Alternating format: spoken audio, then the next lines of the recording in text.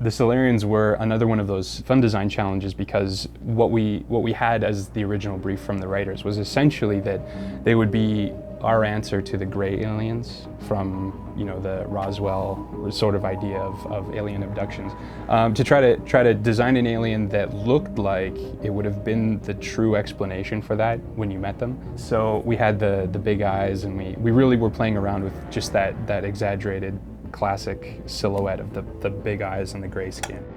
The Salarians were like warrior poets, that they had a higher, more refined sense of culture than some of the other aliens, because we knew between both the Batarians and the Krogans, those were going to be very warlike races. So we wanted a race that was more, not less dangerous, but just more peaceful about it. And so trying to get a sense of that. The big black eyes help with tranquility and just that sense of alertness. So trying to find ways of giving them like the heavy eyelids and the very like long, sophisticated, kind of like dour British expression on their face. Part of the great thing about collaborating on projects like this, after the head was approved, I passed the head on to another artist, and he was able to extend that into the body and give a really alien form, something unexpected with the concave chest, which again was, we had been moving in different directions with the Krogan and the Turian, so we found that, you know, we could scoop out the chest cavity.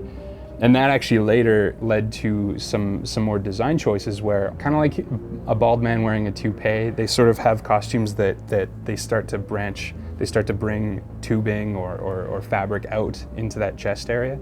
It's like they met the other alien races and decided that like this sunken chest look, you know, maybe they would try to account for that, or like try to say, no, we've got stuff here, it's all right. So yeah, I don't know, I've always liked that side of them.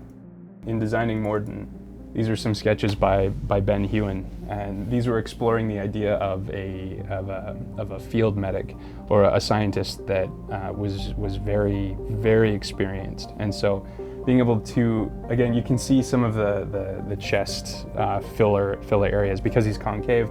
And from an animation perspective too, there's no, with motion capture and movement, there's, you know, no motion capture artist is going to be able to get anything in there. So there's a lot of room to play with negative space and cool shapes. With Morden, this was a chance again to explore what happens to the alien races either early on in their life or later in life. And I think that's one thing that really helps to ground the alien races in Mass Effect, is that we don't just show the one and then that's it. We're able to show in different glimpses kind of the lifespans of some of these characters. So Morden, the design brief was to say, you know, what would the Clint Eastwood Salarian look like? And so this was actually literally taken. We took a shot from one of Clint Eastwood's latest movies and tried to paint some of those features in there with the intense squint and getting the wrinkles in. So and that's how we got our old experienced Solarian out of it. Plus he's missing one of his head horns, and we leave it up to you to figure out how that happened. So the Batarians from Mass Effect 2 actually came from an old unused design for something else.